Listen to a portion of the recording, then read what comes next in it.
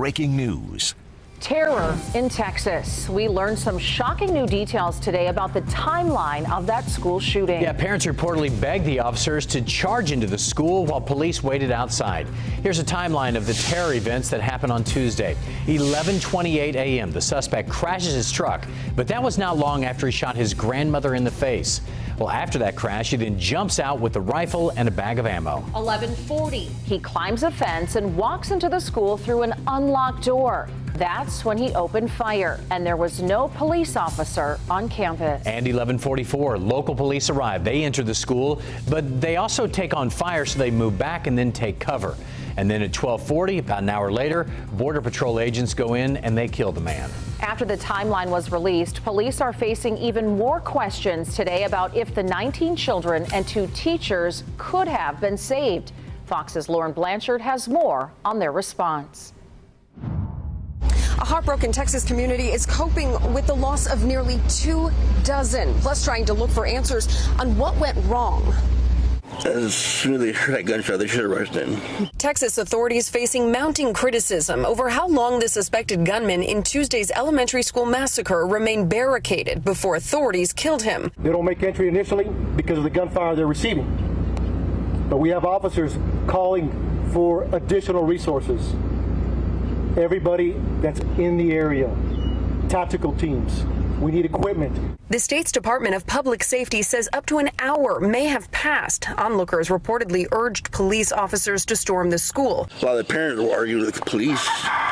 Y'all need to go in. Y'all need to go do your jobs. Among them, the father of 10-year-old Jacqueline Cesares, who was killed in the shooting. The rampage finally ending when a Border Patrol team rushed in and shot the gunman. Multiple agencies are now working to find answers. We want to know what happened. Recreate the scene. That takes days. That takes hours. That takes time. Meanwhile, 21 white crosses now line the lawn of Robb Elementary School. Each contains the name of an innocent person killed in the shooting. Neighbors now gathering to support families through their immense loss. Pay, respect to the children and the teachers because it's very heartbreaking. More than a dozen others were injured in the shooting. Still several remain hospitalized. In Uvalde, Texas, Lauren Blanchard, Fox 35 News. Police response times were also questioned after the Parkland school shooting in 2018. The gunman killed 17 people in South Florida. Surveillance video shows the school resource officer hiding outside that school for 45 minutes while the gunman went on his murderous rampage inside. That officer, Scott Peterson, was fired and is charged with child neglect, negligence, and perjury. He faces almost 100 years in prison if convicted on all of those charges. And here in Orlando, people had similar questions for police after the Pulse nightclub shooting in 2016. The gunman entered the club and shot more than 100 people. 50 died. 3 hours into that hostage situation, police broke through a wall and killed the gunman, who was barricaded inside a bathroom. Many survivors questioned police about why they did not act faster to take down that gunman and save more victims. Well, now some people are also asking if that police department in Uvalde should be held accountable. Fox 35's Valerie Boyce spoke with an expert today. She joins us live now. So Valerie, what did they have to say about this?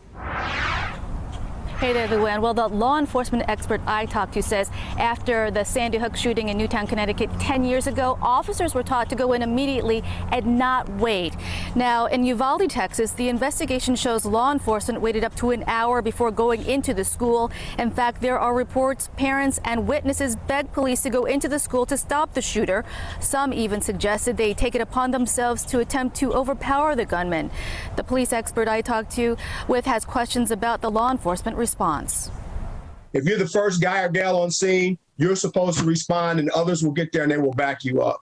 So that is an hour is a long time. But the other part to that is I recognize that patrol officers, don't have all the necessary tools to do the type of breaching that you would have needed to do to get through that door.